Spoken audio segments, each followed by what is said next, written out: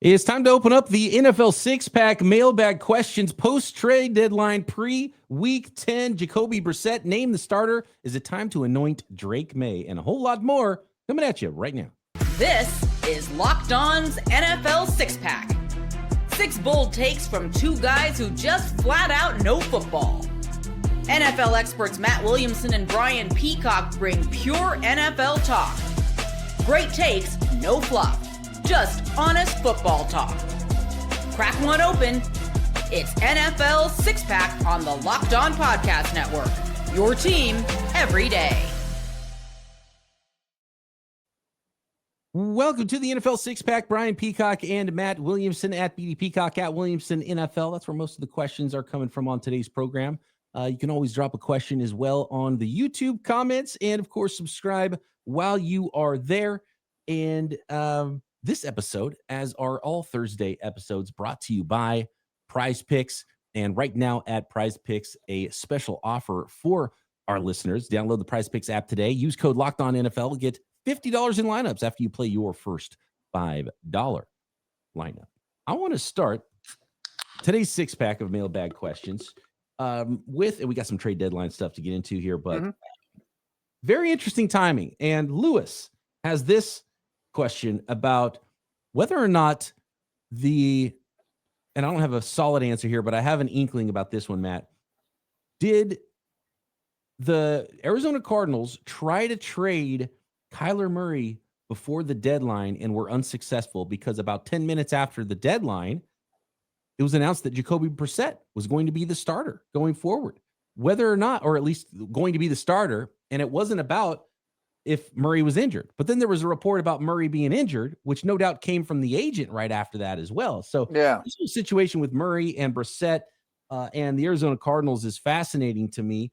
But nice win for Jacoby Brissett and the Cardinals. And Gannon did say, head coach Gannon of the Arizona Cardinals did say that Jacoby Brissett is the starting quarterback right now for the Arizona Cardinals. But didn't he just say it was Murray a few days ago? So I'm skeptical of all of this, as is Lewis, one of our daily listeners. I think you should be skeptical, Lewis. I think that there's a lot of funny business going on here, and it happened to coincide, as you mentioned, BP, right with the trade deadline. And it crossed my mind, could Tua or Kyler be on the block pre-deadline? And I don't know who would want them at this stage. Maybe somebody would want them in the offseason. You don't get your rookie you want or whatever, and you're going to try to reclamate those guys like a Darnold, a Baker, Jones, maybe. But here's what I think happened is the coaching staff convinced ownership that we're better. If you want to win this year, we're better with Jacoby. And I couldn't agree more. And I bet Trey McBride and Marvin Harrison Jr. 100% agree. And their fantasy owners definitely agree. They're way more productive with Brissett than there, who's a guy I've been high on. He's limited because he's a bad athlete and he's immobile, but he's tough as could be. He's an ideal number 2 for a younger guy. Everyone on his team adores him. Smart, tough, physical, can more than get the job done as a relief pitcher. But I think he's better than Kyler right now. And I kind of feel like Kyler's ceilinged out to some degree. He's had a lot of injuries. He still moves really well, but not as – he doesn't look like the Roadrunner like he once did. Yeah. And he's still a pretty dynamic athlete all in all. But his size still hurts him. I'm so prejudiced against these short guys. They don't see the middle of the field at all. And he's not that great a thrower outside the numbers as he used to be or really ever was. And people know how to defend him. Maybe sitting will help. And some folks out there are calling it a soft benching because it is a benching.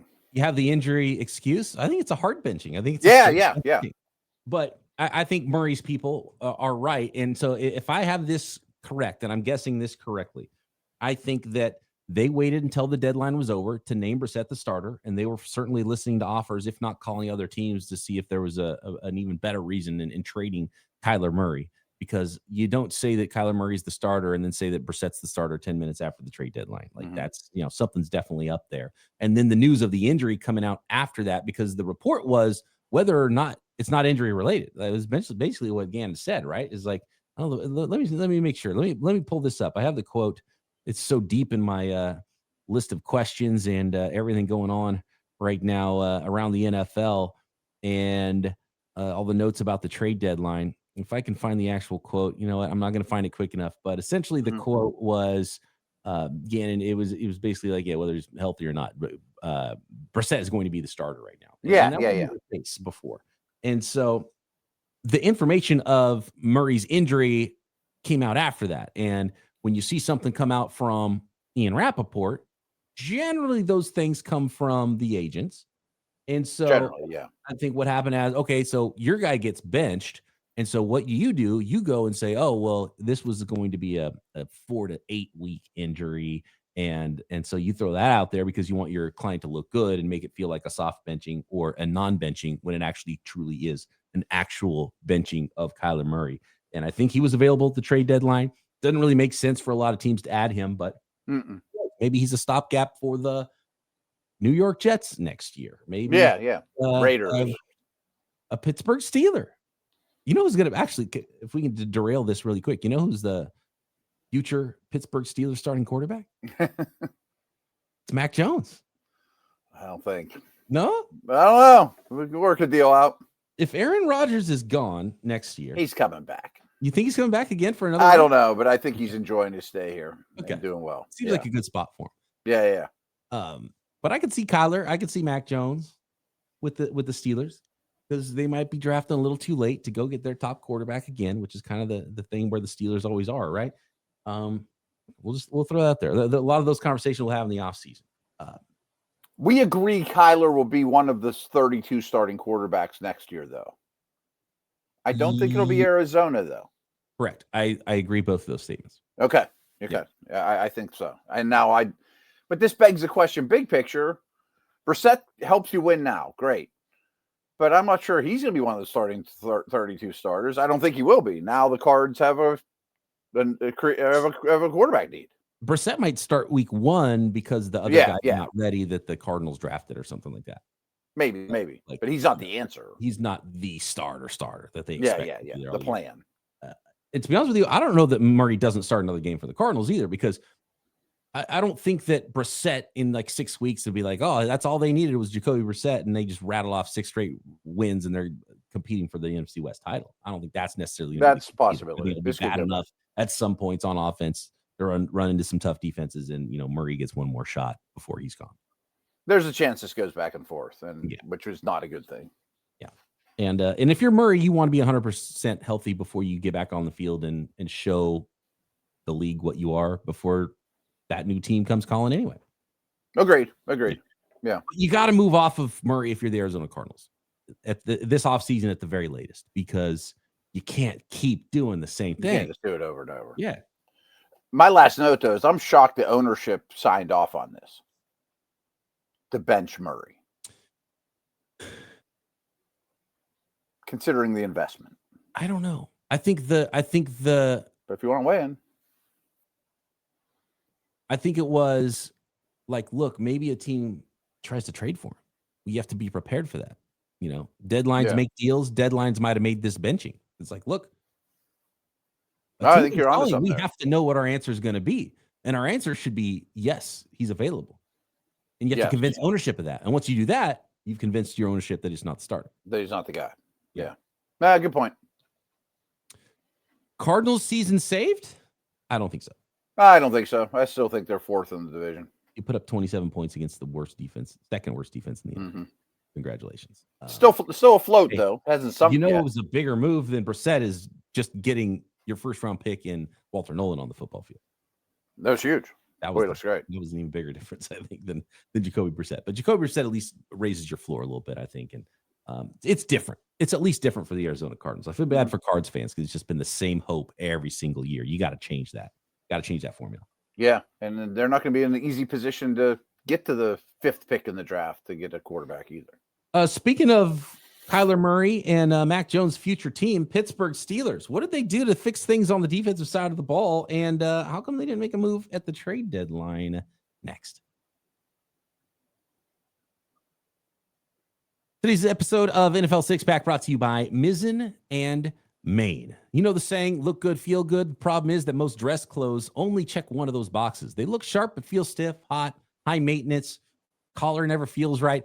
That's why there's Mizzen and Maine. Mizzen and Maine makes classic menswear with performance fabrics, so it's effortless to look sharp and feel comfortable. They actually invented the performance fabric dress shirt over 10 years ago, and they've been perfecting it ever since. You got to love that you can go to the office, to dinner, or even out on the golf course and still feel comfortable all day. No dry cleaning, no ironing. The shirts are stretchy, moisture wicking, wrinkle resistant, and machine washable. And right now, Mizzen and Maine is offering our listeners 20% off your first purchase at mizzenandmaine.com with promo code LockedOnNFL20. That's 20% off with promo code LockedOnNFL20. Mizzen and Maine spelled Mizzen and Maine, MAIN.com. Promo code LockedOnNFL20 for 20% off. And if you'd rather shop in person, you can find Mizzen and Maine stores in select states. This episode is also brought to you by Prize Picks. And if you want the quickest, easiest, most fun way to play daily fantasy, then it's all about Prize Picks. You and I make decisions every day, Matt, but on Prize Picks, being right can actually get you paid. Don't miss any of the excitement of this sports season, whether you're following NFL, NBA, or both.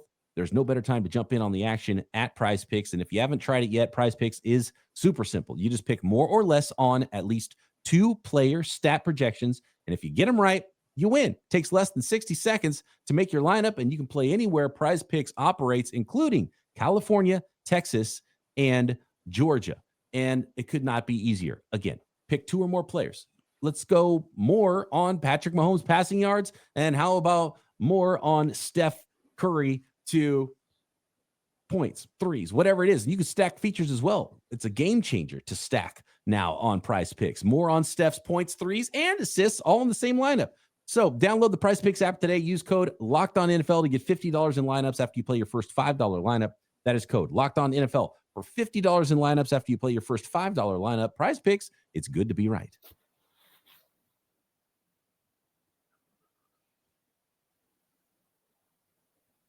So did the Pittsburgh Steelers just need to simplify their defensive scheme? Because that is what Jagersberg wants to know. Is it a coincidence that the Steelers simplify the defense, start performing at a level they were expected to perform at the beginning of the year? Is that what happened? Was it just simplify the darn thing in Pittsburgh this year? Because they had all the same pieces they had the other weeks when the defense looked really bad. Yeah, there's kind of a misconception in town that they just simplified things and dummied it down. It wasn't a super complex defense to begin with. I mean, people have a bead on what they do. They're a high man coverage team. They lead the league basically in single high safety looks. And there've been heavy blitz, which is new. People always think about this as Blitzburg. Well, they've basically been a 4-man rush team until this year because they have great 4-man rush. So perfect example is their highest blitz percentage game was against the Packers 2 weeks ago. And Jordan Love has the best numbers in the league against the blitz. And the Steelers just kept blitzing, and he kept carving it up and getting it out of his hands quickly. And that's a theme against this defense. Get the ball out of your hands quickly because they do rush the passer extremely well. And their cover guys are a little slow, a little old, and there's no help. I mean, they're a big 6-man pressure team too. So you got 5 in coverage against 4 or 5 eligibles. There's a lot of ground to cover, and these older dudes like Slay and those guys aren't capable. And never, the quick processing quarterbacks. Flacco's a perfect example. Gets it out of his hands, boom. So wisely, and they're not real big on change. I was shocked that they made such big changes. They went to a predominantly 2-high safety look against the Colts and blitzed very, very little. And really, something I talked about all week is they have to figure out a way to make the quarterback just hold the ball a pulse longer, because the Watts and Haywards and Highsmiths of the world did not forget how to rush the quarterback. It's just the ball's coming out too early and the cover guys aren't getting it out of their hands. And they also kind of stabilize things by putting Ramsey as a full-time safety. And they got after Daniel Jones. And thus, they got after Daniel Jones. They rushed the passer really well, but not when the ball comes out in 2.3 seconds. I want to stay on Steelers here and talk about the trade deadline, because Josiah posits that he says, I know Matt will disagree, but the George Pickens trade looks worse every day. DK Metcalf's poking people in the eye. Roman Wilson tried to fumble away the victory against the Colts. And so what do you think about that? And do you think that maybe they got this all wrong at wide receiver? Well, I don't have any concern about Metcalf poking people in the eye, and Roman Wilson's the third or fourth receiver on the team. Yes, he had a stupid fumble trying to hurdle someone with a big lead, but I don't think that has anything to do with the question. Now, I definitely went to bed Monday night thinking, if I had to pick yes or no, would the Steelers trade for a wide receiver before the deadline, I would have said yes. And I thought it would be a Jacoby Myers type of move, not Waddle or Olave, but somebody that's a solid 2. And don't get me wrong, I hear about, man, why would they trade Pickens? Look how awesome he is. And frankly, when they had him and Metcalf, I was really enamored with that duo. And they would be really good together right now, I'm sure, too. But I don't think this is any big secret, and I won't go super deep into it. Basically, everyone in the facility threw a party the day Pickens got traded. He had to go. I mean, and it hasn't blown up in Dallas's face. I hope it doesn't. I hope he matures, all those things. But to say he was very happy, don't let the door hit you on the way out, is exactly the mentality. You know? Yeah, their thought was addition by subtraction, and they would add some other guys. You know, it is frustrating probably for a fan to finally see more Roman Wilson on the field, and then, you know, for him to have such a big, obvious blunder of a play too, because there's a lot of expectations that Roman Wilson would be one of those players that fixed it, and he was going to be that Jacoby Myers player in the middle of the field for the Pittsburgh Steelers. And this is kind of a question that's come up a lot to me from my Locked On 49ers listeners, and I think fan bases do just get a little bit disappointed because it's such a big day in the trade deadline and everyone's watching. That's the thing. Everybody wanted to talk about it. Yeah, you want your team to do something, and then your team doesn't at the deadline. You feel disappointed. And my response was, well, which deal happened that you thought the 49ers should have done? Like, I'm not giving the Jets a second-round pick for Jermaine Johnson. That was one of the players who was rumored to be the Niners were calling about. And so if the trade, I did the exact same podcast last night, BP. I'm like, I wouldn't have given up that much for Shaheed, and I wouldn't have given up that much for Myers, or I wouldn't have given up more than that. That was going to be my question. Is you have done that deal 4 and a 6 for Myers? Because I thought that was a pretty nice return for the Raiders to get that for a guy that everyone knew that wanted out and that had been available for a while. Which means I would have had to give up a 4 and a 5, and I'm like, no. Right. I'm gonna have to beat that offer. Yes. And I wouldn't have beat the Shaheed offer. He's a free agent at the end of the year. I don't think either one makes you win the Super Bowl this year for the Steelers. Myers would have been a nice fit, though. I think he'd be a real good fit. Yeah. Would you have traded? Let's say they would have said like, oh, okay, well, how about a 4th and Wilson? Because that beats it. Would you give up on Wilson, or do you think Wilson's a big part of the future for the Steelers? I don't know if he's a big part of the future. I think he's a lifetime 3rd slot guy. Yeah. Okay, but I'd still like to test those waters. Mm-hmm. Maybe. Yeah. I thought you could get him for a 5th. Myers for a 5th, I thought was a done deal. Right. I was shocked he went for a 4 and a 5. Maybe you could have coached a little more out of me, but it wouldn't have been a 4 and a 5. You know what I mean? Speaking of veteran trades, Joey Bag of Donuts has a great question here, and he says, "Why would teams trade an established player for practically nothing? Might as well just cut them." Talking about, like, say Logan Wilson, you get a 7th round pick, or you see a lot of players trading for a 6th, 7th round pick swap. It's almost doing the player dirty. Let him choose his own team. You're getting almost nothing for him. That's true, but you are getting something. Yes. The beauty is he's off the books, though, Joey. I mean, that's the whole thing. I don't have to pay this guy anymore. I can use that money elsewhere. Mm-hmm. My owner doesn't give this guy a check anymore. He's not part of anything. I do find it a little odd, though. I mean, the value of a 7th round pick is so minimal that you can sometimes get a pretty decent player for a 7th round pick. You know what I mean? Yeah, I mean, some teams find their starting quarterback in the 7th round. I think about this is crazy when you look at the finances of the NFL and the comp pick formula. And I think teams that work the comp pick formula do a great job because you're getting free draft picks and free players. And, teams already only hit on 50% of their guys. And so if you add twice as many picks, you are essentially getting free good players because you're not going to hit on every player. And it's so fascinating that the Brock Purdy selection, Brock Purdy was literally the last pick in the NFL draft. And, he ended up being a $50 million a year quarterback and the starting quarterback for, a big franchise in the NFL. And the Niners got that pick because the last picks in the 7th round are compensatory selections. They got that pick because a failed quarterback, CJ Beathard, just left in free agency, and they didn't want him, and he didn't even sign that big of a deal, but it was big enough to be one of the top 32 losses in the league that year, and the league gives out 32 comp picks, basically an 8-round draft. And so, and CJ Beathard, just because of how much backup quarterbacks are paid, was still enough money to factor into the formula to get a 7th round pick back, and it ended up being your starting quarterback. So yeah, you should always compete and always get a little something if you can, I think, is where you're at with teams, because who knows when that 6th round pick becomes Tom Brady.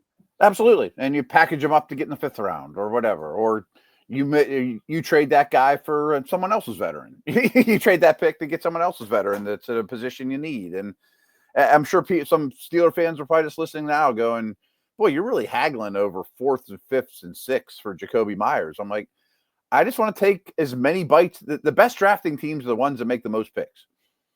Got to compete too. Yeah. Like you, if you're in an NFL building, you are competing every second. Everything you do in practice is filmed, and you're putting it on tape. You're putting stuff on tape in the preseason for other teams. You're competing for to be hired when somebody in your organization leaves and gets hired somebody else, right? It's just nonstop compete in the NFL. You don't give away a draft pick. Next, is Drake Maye anointed the best quarterback in the 2024 class? And a good question here about Matt's trip to Ireland too, that I want to be curious about as well next.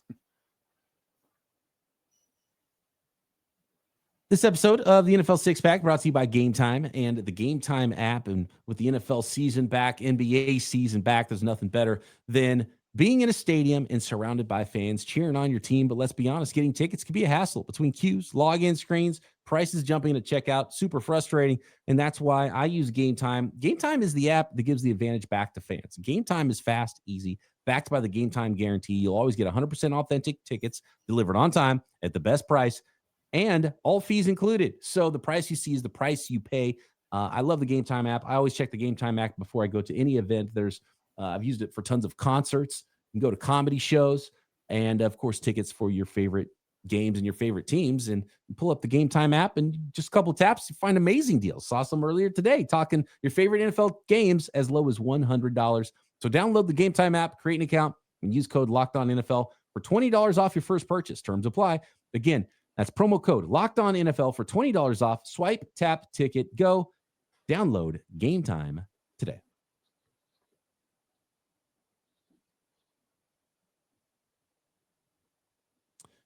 How about it? Drake Maye? Is Drake Maye a crime dog, by the way? I had this question. It's been in the hopper for a while, and I've been waiting to drop this one on you. Is it fair to anoint Drake Maye as the best quarterback in the 2024 draft class moving forward? Basically, who do you think you'll want as your signal caller 2 years from now out of that bunch? Yeah, it's a great question, and the class is very interesting. I watched some McCarthy last night. He played better than I had thought when I watched the All-22 and Nix and Penix and all these guys. But if you had asked me if I had to draft these guys in June or July for the rest of their career, I, like everybody else, would have taken Jayden Daniels, of course. I mean, he was coming off a phenomenal rookie year, and he's a really, really good player. And frankly, my opinion of him hasn't changed much at all. But I did worry about his durability coming out of LSU, and this year has not made you feel better about that. But if I were to draft, if I had the second spot in the draft again in July, I would have taken Drake Maye. I mean, I loved him coming out of USC. I've been a Maye guy every step of the way. It's not a knock on Caleb. I think Caleb's good, but I think Maye just what he did with nothing around him as a rookie, I thought was super impressive. And I love his physical skill set. And now, again, the only thing I've bad to say about Daniels is durability compared to the summer. But Maye's done enough that I would pass Daniels. Yes, he would be my pick. Yep, and it's changing, and it might change again next year. But right now, I think it would go Maye 1, Daniels 2, and it for sure would have been Daniels in the offseason. Yeah. It probably would have been Daniels 3? Still even a month or two ago. But at this point, this season, Daniels hurt with what Drake Maye is doing. He's playing pretty special right now. So, yeah. Is Caleb 3? Still go Caleb 3. Yeah. Me too. I'd probably go JJ McCarthy 4, to be honest with you. Really? But that I have next some week doubts is about Nick's fluctuating, and I was never that high on Penix or Nix, and there's been good and bad from both, but I just don't know what I the have concerns ceiling is about for both. Nix. And I think there's a clear top 3, and McCarthy today, and ask me tomorrow, but McCarthy today, there's something there. There's a competitive nature to him. There's a lot of physical ability. Might take him a little bit longer than it took Nix, because Nix was in college for 6 years and Maye was in college for 3 years, right? So I'd probably got to go Williams 3, and he's shown some signs this year as well with a better situation, better coordinator. And McCarthy, I think 4 right now. Okay. I wouldn't hesitate with my top 3. It'd be Maye, Daniels, Williams. I don't know who I'd take 4. By the way, Crime Dog, hashtag practice squad. I've got some questions about it. Are the listeners still the practice squad, the tackling dummies here on the new Locked On? We need to refer to them more often. Yeah. Okay. Yeah. Yeah, we need to get them more involved and anoint them. Yes. Appreciate the practice squad checking in as always. Is there a coaching talent problem in the NFL? That is our next question from James. And he says, is the pool of coaching talent getting worse in the NFL? Sure feels like it is in college. I'll ask you about the NFL side of things. The first thing I'll say about college is I don't watch as much college football, but when I do watch college football, it's super frustrating and annoying because it looks like high school offenses, everything's spread. The way that NFL game is just better. It's way different and it's way better. Yeah. And it feels like the best coaches are in the NFL. I feel like the coaching talent's getting pushed up into the NFL. And I think that current NFL coaches are certainly not getting worse. I think there's some bad coaches, and I just think that there's some guys that are running circles around other guys. But man, I think how hard it is to be a coach and what's going on in the league. I think if the 15th best offensive coordinator right now coordinated an offense 20, 30 years ago, a team wouldn't even be able to defend it. They would have no idea what's motion and stuff. So like it's getting much more intricate. And maybe there's fewer leader of men than there used to be. But man, it is it's difficult to coach in the NFL right now. And I think it's iron sharpening iron.